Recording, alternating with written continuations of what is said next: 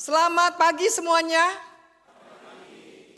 Saudara, kita semua saat ini ada di dalam Minggu Palma, di mana tadi kita semua, saya jadi membayangkan betapa saat itu Yesus ada di tengah-tengah kita. Dan saudara tadi melambai-lambaikan daun palem. Sesuatu yang mau mengingatkan kepada kita betapa saat itu Yesus sedang dielu-elukan dalam kemuliaannya yang luar biasa. Nah, oleh karena itulah saudara, hari ini kita ingin belajar dari firman Tuhan bicara tentang melampaui kemuliaan. Saudara, kalau kita mendengar kata kemuliaan, apa yang ada di dalam pikiran kita saat ini? Apa sih kemuliaan itu? Apa kemuliaan itu? Yang di belakang saya, kemuliaan itu apa? Berkuasa. Kemuliaan itu mungkin orang gambarkan sebagai kehormatan. Kemuliaan itu mungkin orang gambarkan sebagai posisi, tapi ini posisi yang tinggi. Kemuliaan itu bisa digambarkan sebagai kemenangan. Saudara, siapa sih yang tidak ingin mencapai kemuliaan itu? Saya rasa semua juga ingin mencapai ke sana. Makanya tidak heran ya saudara, dengan media sosial sekarang ini, ya banyak orang mengejar itu. Ingin viral lah, ingin diakui lah, ingin dipuji lah, ingin dihormati lah. Coba kalau kita sudah capek, sudah lelah, tapi orang yang ada di sekitar kita diem-diem aja, mangkel enggak? Ya mangkel lah. Karena apa? Karena sepertinya ada jiwa kita yang memberontak. Kenapa sih? Orang kok nggak mau menghormati dan menghargai saya? Saudara, dunia memang menggambarkan seperti itu. Makanya kalau hari ini saudara, kita tadi cukup panjang ya pembacaan kita. Tapi kalau Bapak Ibu perhatikan, di dalam pembacaan kita itu sebenarnya ada 3 tipe manusia di sana. 3 tipe manusia. Dan nanti manusia yang keempat itu adalah manusia Yesus ya. 3 tipenya itu siapa saja? 1, itu adalah Yudas Iskariot. Kedua itu siapa? Kedua itu adalah Imam Kayafas. Dan yang ketiga itu adalah orang banyak. Nah saudara, mari kita lihat satu-satu, kita bedah. Yudas Iskariot. Yudas saudara adalah termasuk murid Yesus yang cukup dekat. Tetapi justru karena 30 keping uang perak itulah, justru Yudas menjual Yesus yang adalah gurunya sendiri. Ia memilih bahwa hidup ini harus mencari keuntungan. Dia tidak lagi melihat soal kesetiaannya, soal bagaimana Yesus sudah begitu banyak berkarya bagi hidup manusia pada saat itu. Itu tidak masuk dalam pikiran dan hati seorang Yudas. Yang dicari bagi Yudas adalah kemuliaan. Kemuliaan untuk materi, kemuliaan untuk kepentingan pribadinya sendiri. Namun apa yang terjadi saudara? Mari kita lihat apa yang terjadi dalam diri Yudas. Ternyata Yudas mengalami sebuah penyesalan yang amat sangat. Dia menghancurkan dirinya sendiri dengan cara bunuh diri. Dan apa yang kita bisa lihat di sini saudara, dengan tipe Yudas ini. Saudara, tipe Yudas ini disebut dengan tipe kemuliaan yang transaksional. Ya, yang untung rugi, transaksi. Kalau nggak menguntungkan nggak mau. Kalau merugikan harus jauh-jauh. Dan itu sesuatu yang kalau kita lihat ketika Yudas menukar, bagaimana Yudas itu menukar integritas dia sebagai murid Yesus. Saudara, siapa sih yang gak mau menjadi bagian 12 murid Yesus? Pasti kan mau ya. Karena kalau menemukan sosok orang yang luar biasa integritasnya, bukankah kita merasakan kita terinspirasi dari hidupnya? Tapi apa yang dilakukan oleh seorang Yudas? Dia menukar integritasnya itu dengan keuntungan. Menukar panggilannya itu dengan kenyamanan. Dan ini juga terjadi kan dalam kehidupan kita saat ini. Betapa kita melihat dengan mata kepala sendiri. Bagaimana banyak orang ingin terlihat berhasil, ingin terlihat sukses. Demi apa? Demi duit. Demi cuan yang gede. Yang penting untung besar. Itu sosok Yudas. Yang kedua, tipe kedua adalah tipe Kayafas. Saudara, Kayafas adalah seorang imam besar. Dia takut kehilangan posisinya dan pengaruhnya. Makanya kalau kita lihat, saudara, ia berkata bahwa lebih baik satu orang mati daripada seluruh bangsa itu binasa. Artinya apa, saudara?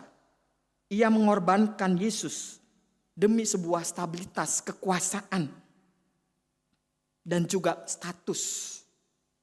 Kayafas mengejar kemuliaan dalam bentuk apa? Mengontrol orang, menguasai orang.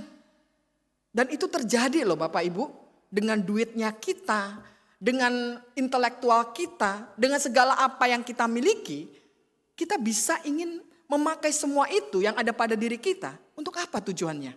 Menguasai orang lain. Ada suami yang merasa diri paling capek kerja, cari duit. Dia bisa menguasai istrinya, menguasai anak-anaknya. Yang penting saya dihormati keluarga. Ada orang jadi pemimpin, bos juga begitu. Bisa mengatur karyawan-karyawannya, buruhnya dan lain sebagainya dengan kekuasaannya. Nah saudara-saudara, banyak orang mempertahankan kemuliaan jabatannya demi citra, demi ego. Walau apa? Harus membayarnya, mengorbankannya dengan kejujuran, dengan relasi yang baik, bahkan tidak main-main dengan imannya. Itu tipe Kayafas. Lalu bagaimana dengan orang banyak? Saudara, orang banyak itu juga ada tipe ketiga yang menggambarkan tentang kemuliaan yang mau populer. Orang banyak yang sebelumnya berseru Hosana, Hosana. Tapi kok begitu mudahnya mengubah kata Hosana itu menjadi salibkan dia. Bukankah ini mau mengatakan kepada kita bahwa kemuliaan itu adalah sesuatu yang instan. Sesuatu yang gampang berubah. Yang penting viral, yang penting populer. Dan Yesus yang mereka inginkan adalah Yesus yang juga membawa mereka pada kemenangan. Dan itu jadi gegap gempita begitu ya. Tapi mereka gak bisa terima kalau Mesias mereka, juru selamat mereka itu menderita. Ketika Yesus tidak sesuai dengan harapan mereka, kemudian mereka gampangnya meninggalkan Yesus. Artinya apa di sini saudara? Kemuliaan bagi mereka itu adalah berada di sisi yang selalu mau menang, selalu mau viral, selalu mau populer. Pokoknya ikut arus ya gak apa-apa, yang penting populer, yang penting viral dan lain sebagainya. Saudara, apakah kita bisa menjadi orang banyak? Jangan-jangan kita juga adalah orang banyak itu. Orang banyak yang iman kita itu mudah berubah, bergantung dengan situasinya. Kita mengikuti Tuhan saat dia sesuai dengan keinginan kita. Tetapi menjauh saat jalan Tuhan itu tidak nyaman bagi kita. Nah saudara, itulah 3 tipe. Bapak Ibu ada di mana nih? Tipe Yudas Iskariot, tipe Kayafas, atau tipe orang banyak? Ayo, mari kita refleksi ya. Jangan-jangan kita ada di 3 tipe itu. Ya. Saudara, kalau itu yang terjadi dalam hidup kita, apa sih arti hidup ini Bapak Ibu? Hidup hanya memperjuangkan nafas kita, nyawa kita, perut kita. Gak ada sesuatu yang kita bisa dapatkan dari kehidupan yang Tuhan berikan. Kita maunya panjang umur, duit banyak, kekayaan berlimpah, kuasa banyak. Tapi apa yang kita dapatkan dari itu? Kosong, hampa. Nah karena itulah mari kita belajar justru dari sosok keempat. sosok Yesus sendiri. Bagaimana Yesus bersikap di tengah-tengah pergumulan penderitaan yang paling gelap dalam hidup manusia. Apa yang dilakukannya? Pertama yang dilakukan Yesus. Saudara, menarik ini ya. Pertama yang dilakukan Yesus adalah dia diam. Saudara, orang zaman sekarang lebih mudah rame atau lebih mudah diam? Rame kan? Yang sifatnya diam coba tuh kayak apa? Ibadah TC. Berapa orang yang datang? 20. 20 aja mungkin penyanyinya udah 5 orang. Belum pendetanya. Sisanya tuh jemaat. Bu ngantuk. Yang hening-hening, yang diam-diam gitu ya. Padahal yang namanya diam itu tidak selalu buruk loh Bapak Ibu. Coba lihat sikap Yesus di sini. Dia diam. Diam ketika apa? Ketika Yesus dihadapkan kepada Pilatus, ia memilih diam. Diam ini bukan kelemahan. Diam ini adalah kekuatan yang lahir dari ketaatan. Seperti yang dikatakan di dalam Yesaya. Aku memberi punggungku kepada orang yang memukul aku. Menjadi murid itu begitu. Ini bukan sifat yang pasif ya diam di sini. Tetapi sikap sadar bahwa ia sedang berjalan di dalam kehendak Tuhan. Seringkali kan juga kita berpikir begini Bapak Ibu. Kalau saya benar, ya kenapa saya harus diam? Ya saya harus bersuara. Saya harus menyuarakan kebenaran. Saya harus membela diri saya. Kan begitu ya. Tapi apa yang terjadi dengan Yesus? Yesus justru menunjukkan bahwa tidak semua kebenaran harus dibela dengan suara. Ada kebenaran yang justru bersinar justru di dalam diam. Seorang Mahatma Gandhi pernah berkata begini Bapak Ibu. Orang lemah ya, itu tidak bisa mengampuni. Justru yang mengampuni itu adalah orang yang kuat. Kita kan mengampuni itu sakit hati banget gitu. Ya ngapain mengampuni? Kayak orang yang kayaknya gak punya kuasa, gak punya daya gitu kan. Kayak orang diam aja gak berkutik gitu kan. Justru Yesus diam. Diamnya Yesus saudara itu bentuk kekuatan yang melampaui logika manusia. Itu yang dilakukan Yesus. Yang kedua. Yang dilakukan Yesus saudara yang kedua itu adalah pengosongan diri. Di dalam Filipi yang kita baca tadi. Yesus mengosongkan dirinya. Apa artinya mengosongkan diri bagi Yesus? Pengosongan diri atau kenosis ini bukan berarti kehilangan keilahian Yesus. Tetapi justru dia melepaskan hak untuk dimuliakan. Dia tidak mempertahankan statusnya.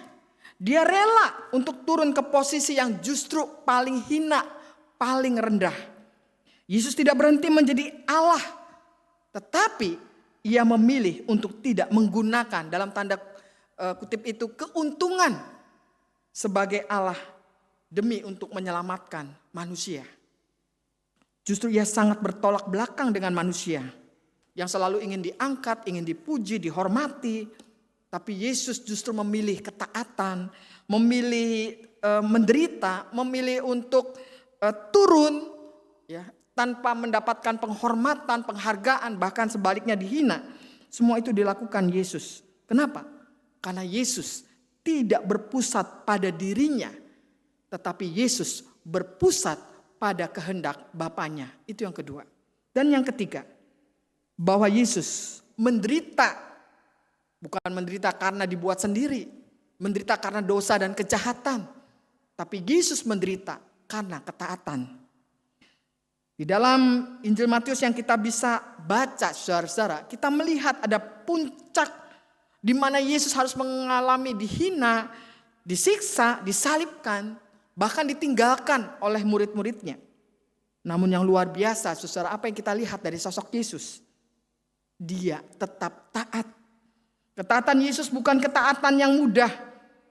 Boleh dikatakan ketaatan yang penuh luka. Saudara, siapa di sini yang hidupnya sepanjang hidupnya tidak terluka?